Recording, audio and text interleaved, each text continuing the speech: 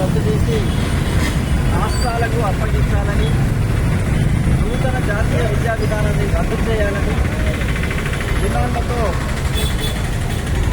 నిరసన ప్రదర్శనకు నాయకత్వం వహిస్తున్న జిల్లా అధ్యక్షులు సంజయ్ గారు సమావేశానికి భాగస్వామ్య సంఘంగా ఇక్కడికి హాజరైనటువంటి టీపీజేఎఫ్ జిల్లా అధ్యక్ష ప్రధాన కార్యదర్శులు నాగారం శ్రీనివాసు, అందులో రామచంద్ర, మనకు మద్దతుగా ఇక్కడికి వచ్చేసినటువంటి ఎంపీజే అధ్యక్షుడు ఎంజీ అన్వర్ గారు, కోరంపర్ బెటర్ జిల్లా అధ్యక్షుడు శ్రీధర్ మహేంద్ర గారు, అలాగే ఇక్కడ హాజరైనటువంటి టీడీఎస్ రాష్ట్ర కమిటీ సభ్యుడు సురేష్, అతని సహచరులు, మిగతా కార్యకర్తలందరికీ ఉద్యమాభినందనలు. మిత్రులారా, దేశ ఆరోగ్యం ఈరోజు అనారోగ్య స్థితిలోకి దిగజారిపోతూ ఉన్నది.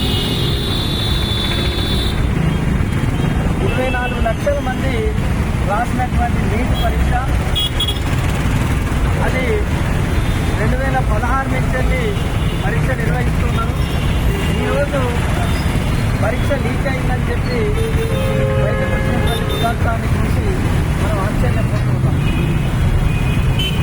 దేశ ప్రధాని పదే పదే చెప్తున్నాడు, ఒకే దేశం, ఒకే చట్టం, ఒకే విద్య, ఒకే పరీక్ష. ఇది ఆయన ఇస్తున్నటువంటి విధానం. మరి ఒకే విద్య అందరికీ సమానంగా అందరికీ లేదు. ఢిల్లీలో చదువుకున్నటువంటి విద్యార్థికి, తెలంగాణలో మారుమూల ప్రాంతంలో చదువుకున్నటువంటి విద్యార్థికి ఒకే రకమైన పరీక్షను అయితే పెడుతున్నాడు, కానీ ఒకే రకమైన విద్యను మాత్రం అందించడం లేదు. దీనివల్ల ఒకే రకమైన ప్రమాణాలతో కూడినటువంటి విద్య ఇవ్వకుండా ఒకే రకమైన ప్రమాణాలతో కూడినటువంటి పరీక్ష పెట్టడం వల్లనే దేశంలో ఉండేటువంటి పేదలకు డాక్టర్లు అయ్యేటువంటి అవకాశం లేకుండా పోతూ ఉన్నది. అందుకనే 2016 తర్వాత సెంట్రలైజ్డ్ పరీక్షా విధానం ఎప్పుడైతే తెచ్చారో అప్పటి నుండే మనం ఈ పద్ధతి సరి అయింది కాదు, శాస్త్రీయమైనటువంటిది కాదు, ప్రామాణికమైనటువంటిది కూడా కాదు, ప్రాంతీయ భాషలలో పరీక్ష రాసేటువంటి అవకాశం లేదు, కేవలం ఇంగ్లీష్లో మాత్రమే ఉంటుంది. మరి గ్రామీణ ప్రాంతంలో ఉన్న వాళ్ళు ఇంగ్లీష్లో అర్థం చేసుకునేటువంటి అవకాశం ఉండదు. జ్ఞానం అనేది భాషాపరంగా రావడానికి కాదు, అది శాస్త్రీయ అవగాహనతోని ఎవరైతే చదువుతారో వాళ్ళ జ్ఞానం వచ్చేటువంటి అవకాశం ఉంటుంది. కనుక ప్రభుత్వాలు దీని మీద ఆలోచించాలని చెప్పి చాలా కాలంగా విద్యలో తెలిసిన వాళ్ళు ఈ పరీక్షా విధానాన్ని రద్దు చేయాలని చెప్పి పోరాటం చేస్తూ ఉన్నారు.